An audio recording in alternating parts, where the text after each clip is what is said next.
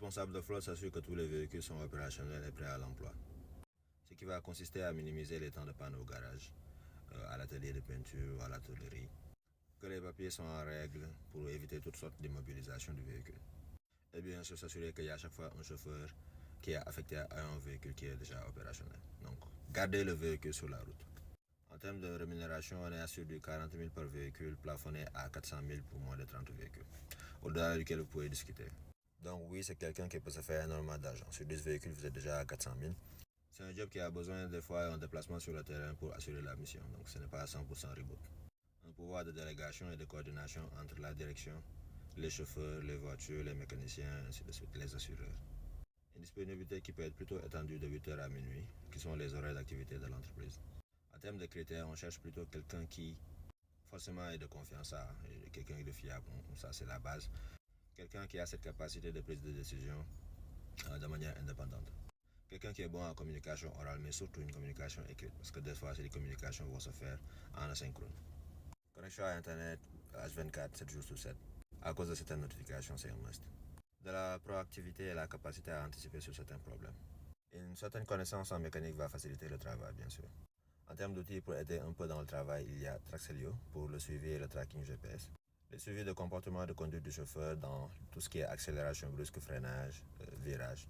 Rappel pour renouvellement de documents pour tout ce qui est visite technique et assurance. Et suivi de la trésorerie pour évaluer la performance du chauffeur par kilomètre. En termes d'objectifs, on est sur du 360 000 le mois et 60 000 de dépenses. L'objectif hebdomadaire va être corrélé à l'objectif de la semaine. Si on est sur une limite de 250 km par jour, donc on sera sur une limite de 1500 km la semaine. C'est en suivant les chiffres jour par jour, semaine par semaine qu'on arrive au résultat espéré à la fin du mois. Des rapports sont faits chaque heure lorsqu'il y a un souci, jusqu'à la résolution de ce dit problème. S'il y a eu un problème, identifier la cause, fournir une solution et éviter que cela se reproduise dans le futur.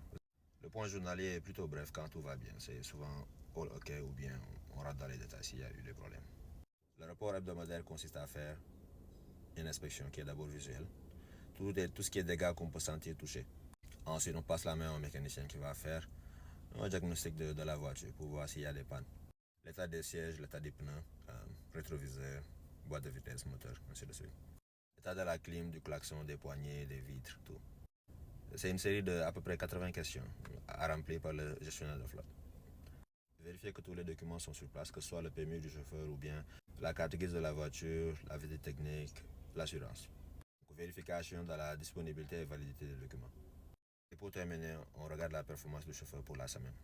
Vérifier qu'on est sous les 1500 km pour la semaine et qu'on a atteint les 90 000. Si ça n'a pas été le cas, vérifier qu'on est au moins à 60%, donc à peu près 60 000. Le gestionnaire de flotte, lui, est aussi évalué de par sa disponibilité et sa réactivité face aux urgences. Le respect des objectifs journaliers, hebdomadaires et mensuels. Sur son optimisation des coûts et sa gestion proactive des incidents. Sans oublier l'appréciation des chauffeurs, des mécaniciens et de l'équipe technique. J'ai beaucoup parlé des gestionnaires de flotte comme un poste à remplir, mais au début, lorsque vous n'avez qu'un seul véhicule, ça va être vous. Donc tout ce que j'ai dit avant s'applique à vous, et en faisant ces choses-là, vous pourrez arriver à un succès dans le VTC à Dakar.